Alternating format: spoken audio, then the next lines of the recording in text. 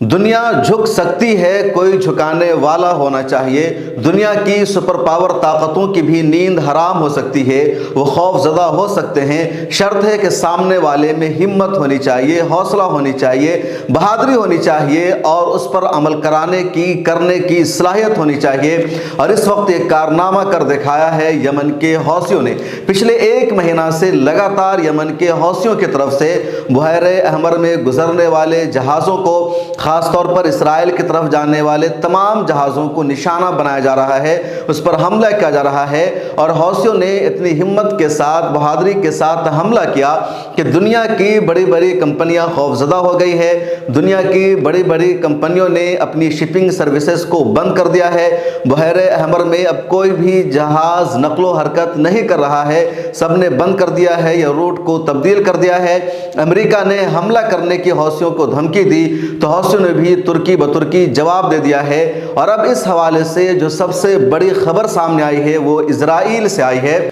اسرائیل جس کو غرور ہے اپنی طاقت کا، ٹیکنالوجی کا، اپنی ایجنسی کا اور امریکہ کے ساتھ ہونے کا، انگلینڈ کے ساتھ ہونے کا، دنیا کے بڑے طاقتور ممالک کے ساتھ ہونے کا، ان سب طرح کے ساتھ کے باوجود حوثیوں کے سامنے اسرائیل کو جھکنا پڑا ہے۔ اور اسرائیل نے بحیرہ احمر میں واقع اپنی بندرگاہ کو بند کرنے کا اعلان کیا ہے۔ اسرائیل نے کہا ہے کہ بحیرہ احمر میں جو ہماری بندرگاہ ایلات واقع ہے، اب یہاں پر کسی بھی جہاز کو لنگر انداز نہیں ہونے دیا جائے گا، یہاں پر اب کوئی بھی جہاز آ کر نہیں رکے گا، کیونکہ ایلات بندرگاہ بحیرہ احمر میں ہے اور یہ حوثیوں کے حملوں کی زد میں آ سکتا ہے۔ حوثی آسانی سے یہاں پر لنگر انداز ہونے والے، یہاں پر رکنے والے جہازوں کو نشانہ بنا سکتے ہیں اور ہمارا بڑا نقصان ہوگا۔ پہلے ہی نقصان ہو چکا ہے بہت زیادہ، اس لیے اس بندرگاہ کے آپریشن کو بند کیا جاتا ہے۔ آئندہ تمام جہازوں کو بحر متوسط میں واقع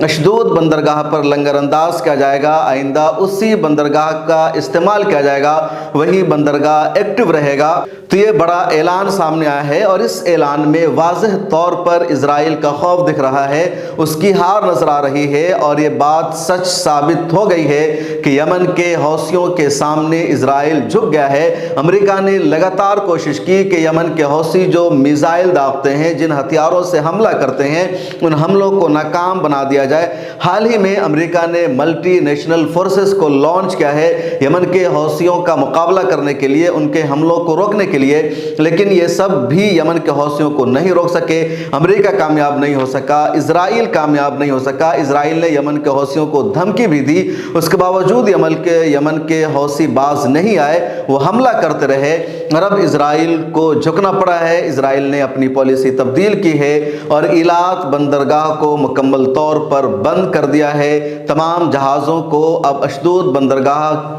کا رخ کرنے پر مجبور کیا گیا ہے۔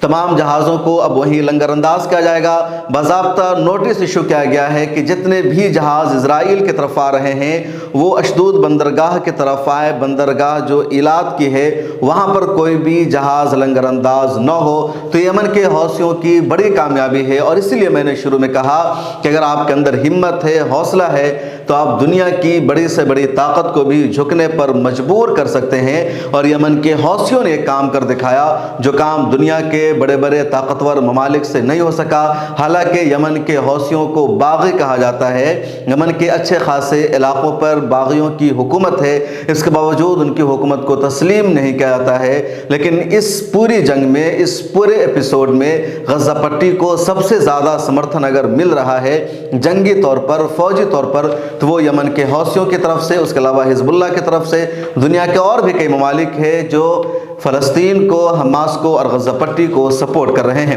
اس ویڈیو میں اتنا ہی، لیکن یہ جو یمن کے حوثیوں کی وجہ سے اسرائیل نے فیصلہ کیا ہے، آپ کی کیا رائے ہے اس بارے میں کمنٹ سیکشن میں لکھ کر ضرور بتائیے گا۔